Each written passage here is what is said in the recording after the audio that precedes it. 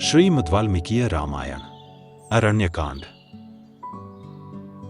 14वां सर्ग 36 श्लोक। सारांश। पंचवटी के मार्ग में जटायु का मिलना और श्रीराम को अपना विस्तृत परिचय देना।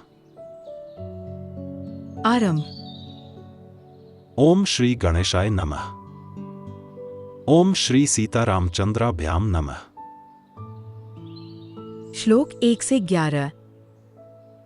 पंचवटी जाते समय बीच में श्री रामचंद्र जी को एक विशालकाय गिद्ध मिला जो भयंकर पराक्रम प्रकट करने वाला था। वन में बैठे हुए उस विशाल पक्षी को देखकर महाभाग श्रीराम और लक्ष्मण ने उसे राक्षस ही समझा और पूछा, आप कौन हैं? तब उस पक्षी ने बड़ी मधुर और कोमल वाणी में उन्हें प्रसन्न करते हुए से कहा, बेटा, मुझे अपने पिता का मित्र समझो। पिता का मित्र जानकर श्री रामचंद्र जी ने गिद्ध का आदर किया और शांत भाव से उसका कुल एवं नाम पूछा। श्री राम का यह प्रश्न सुनकर उस पक्षी ने उन्हें अपने कुल और नाम का परिचय देते हुए समस्त प्राणियों की उत्पत्ति का क्रम ही बताना आरंभ कर दिया।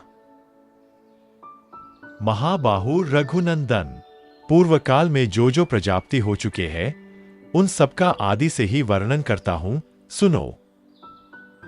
उन प्रजापतियों में सबसे प्रथम कर्दम हुए, तदनंतर दूसरे प्रजापति का नाम विकृत हुआ, तीसरे शेष, चौथे संश्रय और पांचवें प्रजापति पराक्रमी बहुपुत्र हुए। छठे स्थानु, सातवें मरीचि, आठवें अत्रि, नवें महान शक्तिशाली क्रतु, 10वें पुलस्त्य, 11वें अंगिरा, 12वें प्रचेता वरुण और 13वें प्रजापति पुल हुए।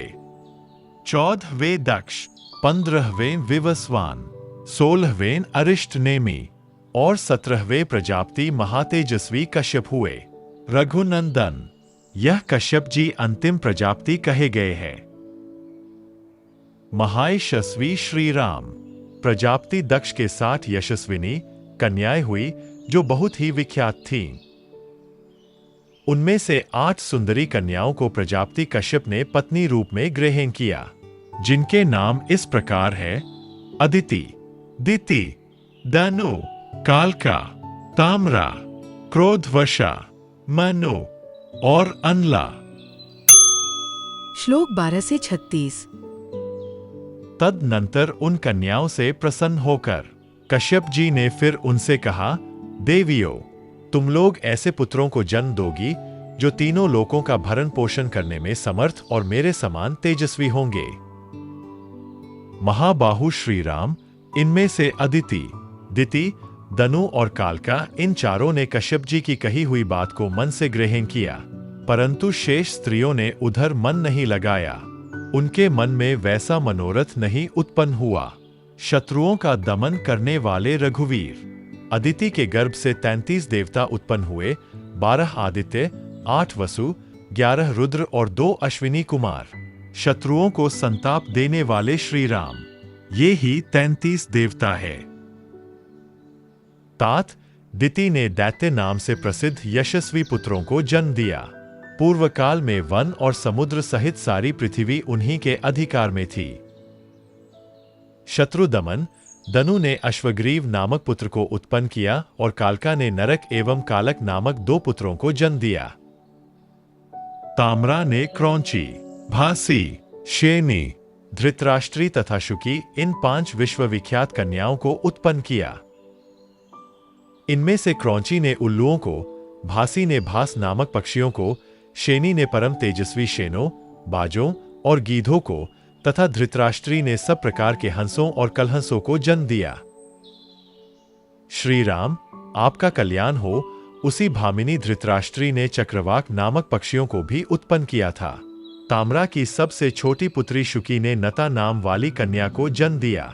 नता से विंता नाम वाली पुत्री उत्पन्न हुई। श्री राम, क्रोधवशा ने अपने पेट से 10 कन्याओं को जन्म दिया, जिनके नाम हैं मृगी, मृगमंदा, हरि, भद्रमदा, मातंगी, शार्दूली, श्वेता, सुरभि, सर्वलक्षण संपन्ना सुरसा और कद्रुका। नरेशों में श्रेष्ठ श्री राम। मृगी की संतान सारे मृग है और मृगमंदा के ऋक्ष श्रीमर और चमर। भद्रमदा ने इरावती नामक कन्या को जन्म दिया, जिसका पुत्र है ऐरावत नामक महान गजराज, जो समस्त लोकों को अभीष्ट है। हरि की संतानें हरि, सिंह तथा तपस्वी, विचारशील, वानर तथा गोलांगूल, लंगूर हैं। क्रोधवशा की पुत्री शार्दूली ने व्याघ्र नामक पुत्र उत्पन्न किए। नरश्रेष्ठ मातंगी की संतानें मातंग, हाथी हैं। काकुत्स्थ श्वेता ने अपने पुत्र के रूप में एक दिग्गज को जन्म दिया। श्री राम, आपका भला हो। क्रोधवशा की पुत्री सुरभि देवी ने 2 कन्याएं उत्पन्न की, रोहिणी और यशस्विनी गंधर्वी। रोहिणी ने गौओं को जन्म दिया और गंधर्वी ने घोड़ों को ही पुत्र रूप में प्रकट किया। श्री राम, सुरसा ने नागों को और कद्रु ने पन्नगों को जन्म दिया।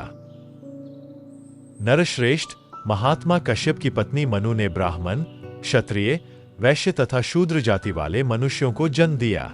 मुख से ब्राह्मण उत्पन्न हुए और हृदय से क्षत्रिय। दोनों उरुओं से वैश्यों का जन्म हुआ और दोनों पैरों से शूद्रों का, ऐसी प्रसिद्धि है। कश्यप पत्नी अनला ने पवित्र फल वाले समस्त वृक्षों को जन्म दिया। कश्यप पत्नी ताम्रा की पुत्री जो शुकी थी, उसकी पौत्री विंता थी, तथा कद्रु सुरसा की बहन एवं क्रोधवशा की पुत्री कही गई है। इनमें से कद्रु ने 1 सहस्र नागों को उत्पन्न किया, जो इस पृथ्वी को धारण करने वाले हैं, तथा विंता के 2 पुत्र हुए, गरुड़ और अरुण। उन्हीं विंता नंदन अरुण सेम तथा मेरे बड़े भाई संपाति उत्पन्न हुए। शत्रुघ्न रघुवीर, आप मेरा नाम जटायु समझे। मैं शेनी का पुत्र हूं। ताम्रा की पुत्री जो शेनी बताई गई है, उसकी परंपरा में उत्पन्न हुई एक शेनी मेरी माता हुई। तात, यदि आप चाहे तो मैं यहां आपके निवास में सहायक होऊंगा। यह दुर्गम वन मृगों तथा राक्षसों से सेवित है। लक्ष्मण सहित आप यदि अपनी पर्णशाला से कभी बाहर चले जाए तो उस अवसर पर देवी सीता की रक्षा करूंगा। यह सुनकर श्री रामचंद्र जी ने जटायु का बड़ा सम्मान किया और प्रसन्नता पूर्वक उनके गले लगकर वे उनके सामने नतमस्तक हो गए। फिर पिता के साथ जिस प्रकार उनकी मित्रता हुई थी, वह प्रसंग मनस्वी श्रीराम ने जटायु के मुख से बारंबार सुना। तत्पश्चात वे मिथिलेश कुमारी सीता को उनके संरक्षण में सौंपकर लक्ष्मण और उन अत्यंत बलशाली पक्षी जटायु के साथ ही पंचवटी की ओर ही चल दिए।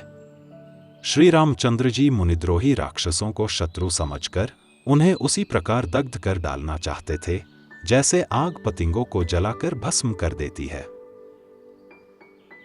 इस प्रकार श्री वाल्मीकि निर्मित आर्ष रामायण आदि काव्य के अरण्यकांड में 14वां सर्ग पूरा हुआ। Presented by Dr. T.K. Bansal, a blind scientist.